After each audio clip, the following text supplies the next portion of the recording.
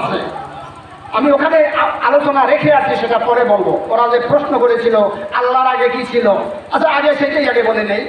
বলছে আল্লাহর আগে কি ছিল, আল্লাহ এখন করে কি, আর আল্লাহ যদি আল্লাহ কি করেন, আর আল্লাহ যদি থাকে তাহলে প্রমাণ দেখাইতে হবে। বারবার প্রশ্নকারী ছিলেন একজন নাস্তিক, আর জবাব দেওয়ালা ছিলেন ইমাম আবু হানিফা রাহমাতুল্লাহ আলাইহি। তিনি বললেন, বাবা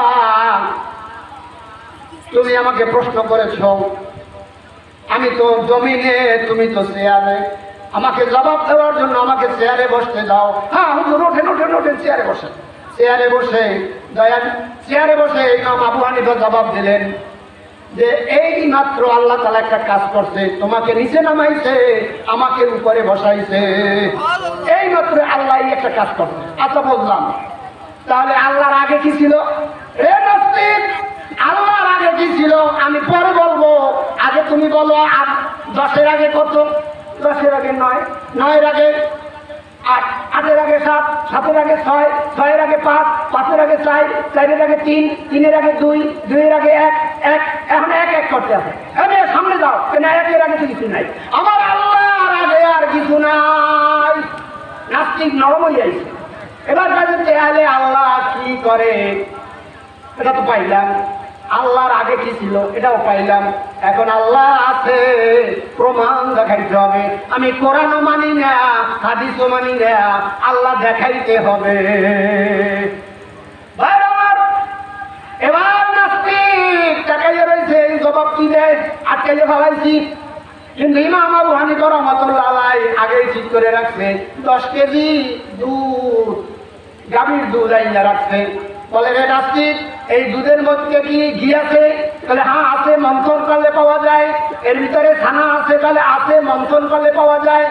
এর ভিতরে ঘি আছে, ছানা আছে, মাখন আছে? তাহলে মাখনও আছে, মন্থন করলে পাওয়া যায়। ওরে নাস্তিক, তুমি বলতেছো এই দুধের মধ্যে ঘি আছে, ছানা আছে, মাখন আছে, দেখা যায় না। এত বড় বিশাল আসমান, জমিন, চন্দ্র, সূর্য, গ্রহ, নক্ষত্র, এত কিছু যিনি বানাইলেন, তার ভিতরে আল্লাহরে তুমি খুঁজে পাও না। নাস্তিক হুজুর এতদিন পর্যন্ত আমাকে এত সুন্দরভাবে বুঝাইতে পারে নাই। হুজুর আর একটা প্রশ্ন আপনি করেন, আর একটা প্রশ্নের জবাব আপনি দেন, আল্লাহ কোন দিকে চাইয়া আছে? আরে না পিটাইয়া নাস্তা করা যায়? নাস্তি আল্লাহ কোন দিকে?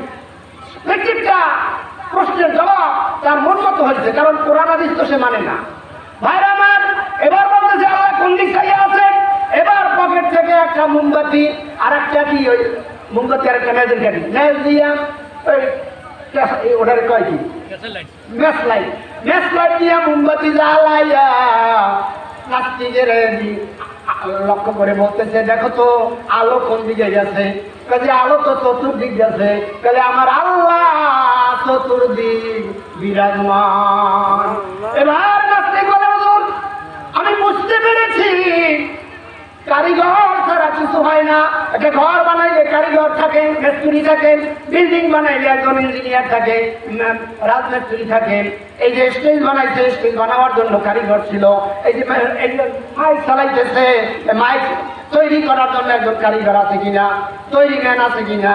বারবার নাস্তিককে বলতেছেন, নাস্তিক বলতেছে যে হুজুর পৃথিবী বানাবার একজন কারিগর আছেন, তিনি হলেন আল্লাহ।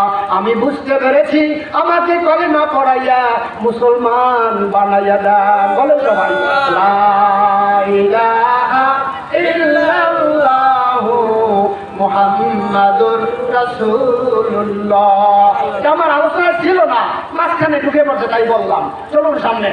নবী গো, আমার পরিচয় আপনি দিবেন, আর আপনার পরিচয় আমি দিব। আল্লাহ বলেন, হাবিব আপনাকে আমি বানাইছি, আপনাকে না বানাইলে আমি আসমান, জমিন, চন্দ্র, সূর্য, গ্রহ, নক্ষত্র কিছুই বানাইতাম না। নবী গো, আপনার পজিশন, আপনার মর্যাদা, আপনার বুজুর্গি, আপনার শোহরত, আপনার জিকির আমি আল্লাহ উঁচু করে দিয়েছি। কিভাবে উঁচু করেছেন? যারা কোরআন শরীফ পড়েছেন, এই শিরজুল মাদ্রাসায় আপনার ছেলে মেয়েদেরকে পড়াইতেছেন, পড়াইয়া ভাইজান ঠকেন না,